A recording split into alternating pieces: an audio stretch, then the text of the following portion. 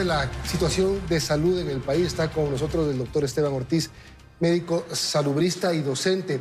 Hay un informe al que accedió Primicias y lo publicó en días pasados sobre una actualización de plantilla óptima y planificación de talento humano 2025-2026 del IES, en el que ahora nos damos cuenta de que en cambio sobran manos. Veamos el primer cuadro para con eso enmarcar la entrevista.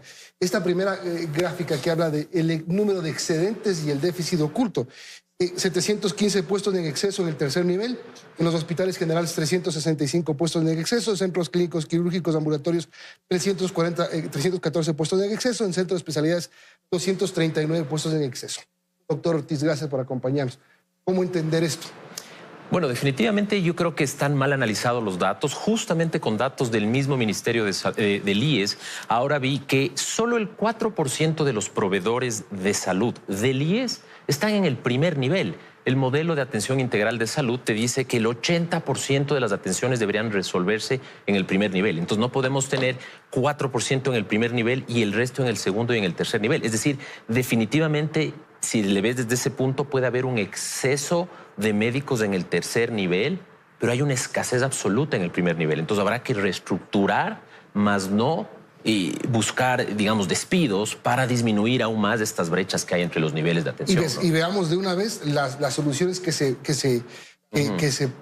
plantean en este estudio, en este informe, que sí tienen que ver, primero, movimientos de personal, traslado administrativo, que podría ser una solución, freno a contrataciones, supresión de puestos y desvinculaciones.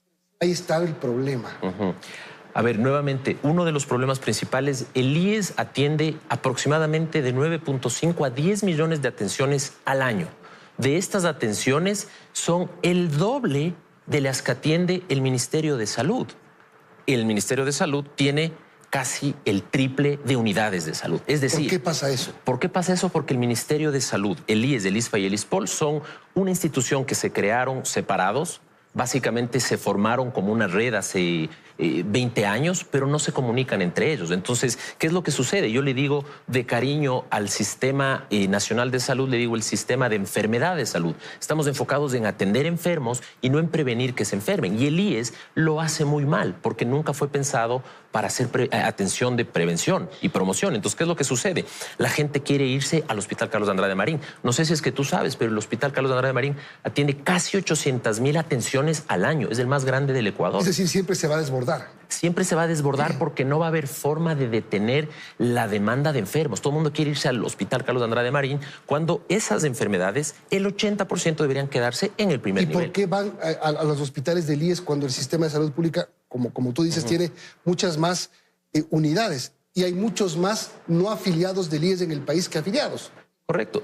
Según los datos del mismo IES, hay 7 millones de beneficiarios en el IES. De esos tal vez estamos incluidos tú y yo, gente que aportamos, pero que tal vez no utilizaremos el sistema. Pero lamentablemente esta cantidad de gente se tiene que distribuir en un número mucho menor de unidades. ¿Qué quiere decir esto? Que básicamente las, digamos, 7 millones de beneficiarios tienen que dividirse en aproximadamente 800 unidades que tiene el IES, mientras que los 10 millones de usuarios del Ministerio de Salud se distribuyen en 3,000 y pico de unidades. Entonces, fíjate tú cómo están, es un embudo de gente que va a pocas unidades de salud. Y no digo que hay que generar más unidades de salud como tal. Hay que redistribuir y pensar en la salud preventiva y en la promoción. Vuelvo al tema de que sobran manos.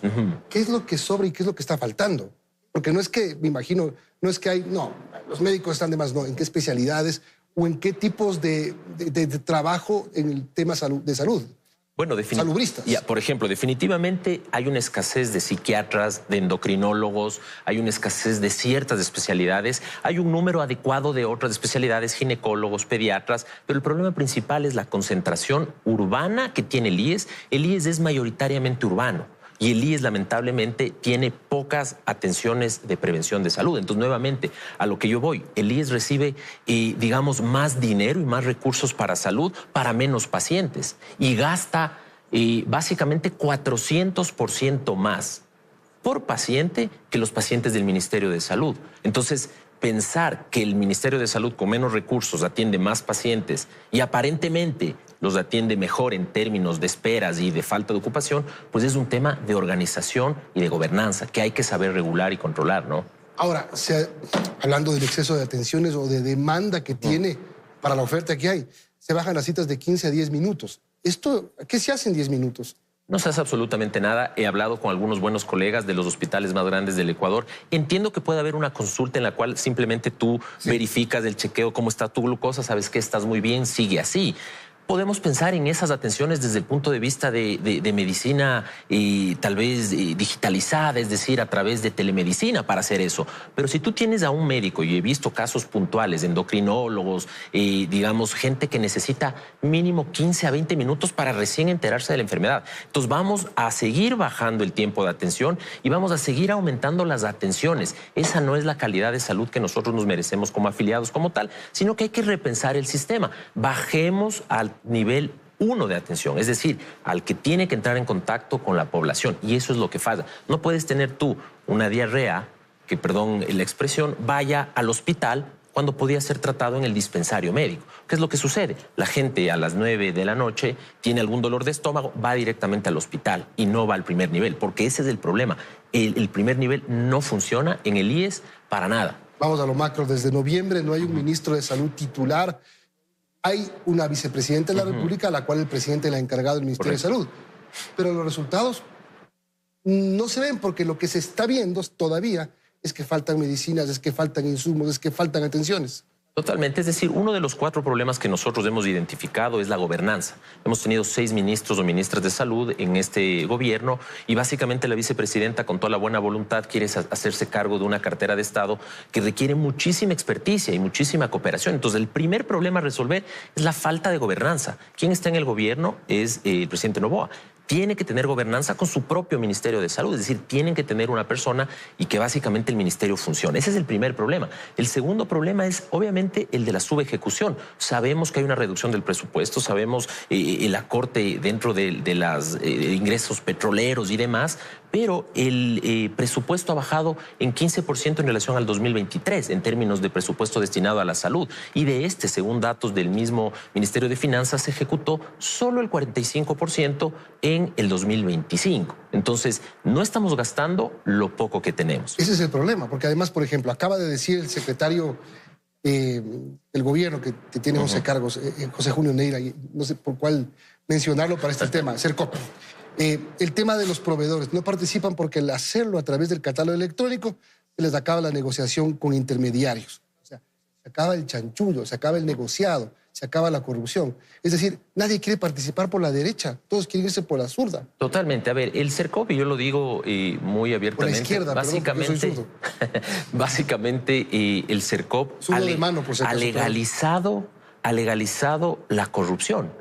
¿Qué quiere decir esto? Que si una empresa cumple con ciertos requisitos, los compradores a través del Estado, que son básicamente 4,000 y pico de unidades, pueden contratar a cualquier persona que cumpla ciertos requisitos. Entonces, en el Sercop también hay un problema. Y entiendo que, mira tú, que nosotros publicamos un libro entero del mercado farmacéutico, hay 5 manos antes de llegar al paciente que recibe su medicina. Es decir, desde que el que produce, el que importa, el que comercializa, el que hace el contrato con el IES y el que le entrega al IES. Es decir, hay tantas manos que encarecemos los costos. Yo justamente te decía, el mercado farmacéutico ecuatoriano son de 2.200 millones de dólares, de los cuales el MSP se lleva 400 y pico y el IES 1.700 millones solo en medicamentos. Entonces, ¿qué quiere decir eso? Que estamos gastando muchísimo en medicamentos. ¿Por qué? Porque el IES se encarga de atenciones más del tercer nivel, ¿no? Uno podría entender, si no es comparable, porque el tema de salud pública es tratar de ofrecer la atención con medicamentos a los pacientes.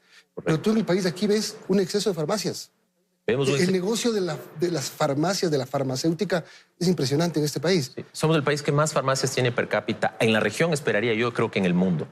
¿Y por qué no hay medicinas en el sistema público? Porque lamentablemente las compras de medicamentos... Porque se plata además. Claro, porque en primer lugar los sistemas de alarma y de alerta digital no están bien establecidos, no se comunican entre sí. Entonces, ¿qué es lo que sucede? Justamente ayer me metí en las páginas del IES, básicamente el promedio es 45 a 60% de abastecimiento de medicinas en la red del IES. Es decir, ¿qué quiere decir esto? ¿Cómo así estamos desabastecidos de ciertos medicamentos cuando no lo deberíamos tener? Y en otros tenemos abastecimiento inclusive en exceso. Entonces, ¿qué es lo que pasa? Son cálculos mentales, al ojímetro, como decimos. Entonces, no hacemos un análisis epidemiológico de la demanda de medicamentos. ¿Qué es lo que sucede? En el Ecuador el mercado farmacéutico es más grande que el de Bielorrusia, a pesar de que Bielorrusia tiene el doble de población, inclusive Perú tiene el doble de población del Ecuador y tiene un mercado farmacéutico más pequeño. ¿Qué es lo que sucede? Las compras están divididas entre instituciones. Somos una red pública integral de salud, pero el IES se gasta sus recursos, 1.700 millones al año en medicamentos por su cuenta, y el Ministerio de Salud sus 400 millones por su cuenta.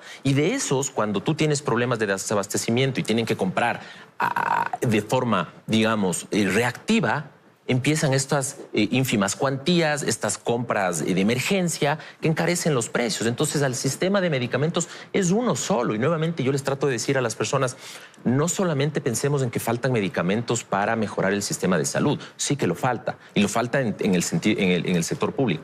Falta enfermarnos menos. Y esa es la visión que le falta a todo el sistema de salud. No están dándonos salud, nos están curando enfermedades. Y esto es insostenible en el tiempo. Ahora, cuando relaciono farmacias con sistema público, quiero decir que hay quien venda las medicinas. Totalmente. Y que debe haber gente que no quiera irse por las vías ilegales.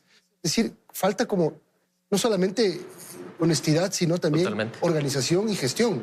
Claro, mira tú que del cuadro nacional de medicamentos básicos, el 4% son medicamentos netamente hospitalarios, es decir, que no pueden encontrar en una farmacia. Son solo el 4%. El resto pueden estar en las farmacias de cualquier esquina. Entonces, si las compras públicas no están funcionando bien, nosotros tenemos que repensar un tema en el cual el paciente, a través de su aseguración, o su aseguramiento, en este caso el IES, va a una farmacia, paga un copago, porque también es importante pensar en la corresponsabilidad del ciudadano. Nosotros, Milton, haciendo un análisis, si una persona con un sueldo básico en el Ecuador de $500 aporta $4 a salud y el empleado aporta un tanto más, básicamente $20 de un sueldo mínimo se van solo a salud, pero el gasto son el 90%. Es decir, entonces, ¿dónde están los copagos? Y ojo que no se habla de pasarle la pelotita al ciudadano, porque si tú te fijas en los gastos de bolsillo, el 33% de personas gastamos de bolsillo en nuestros medicamentos. Entonces, ¿qué es lo que hay que hacer? Simplemente repensarlo. Yo pienso en un sistema donde tú vas al IES, te dan una receta y vas a cualquier farmacia del país sin ningún tipo de corrupción. Que creo que se quiso implementar en el gobierno anterior, si no me equivoco. Se quiso, no funcionó. No funcionó. Gracias, doctor. Pues, se me quedan 1000 temas, pero bueno, hemos hablado de quizás lo más importante. Esteban Ortiz, docente de la UDLA, médico salubrista, ex compañero. Ex compañero.